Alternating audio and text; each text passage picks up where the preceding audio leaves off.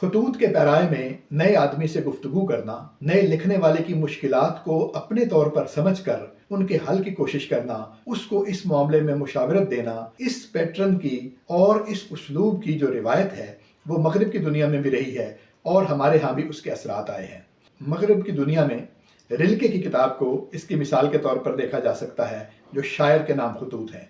इसी तरह उर्दू दुनिया में नए नक्काद के नाम खतूत जनाब डॉक्टर नासिर अब्बास नैयर की किताब है, जिसे बहुत पजीराई हासिल हुई। हमारे दोस्त डॉक्टर ताहिर नवाज ने एक किताब लिखी है जो नए मुहक्किक के नाम खतूत हैं। जाहिर है जब एक पैटर्न पर किताबें आती हैं तो पहला सवाल यही आता है कि क्या वाक़तन इस किताब की ज़रूरत इस पैराए में लिखे जाने की थी या सिर्फ एक पैटर्न को फॉलो करने की कोशिश की गई है। डॉक्टर ताहिर नवाज से हमने गुफ्तगू की है और उनसे पूछा है कि मुहक्किक को इस पैराए में ख़त लिखना और उनको एक किताब की शक्ल में जमा करके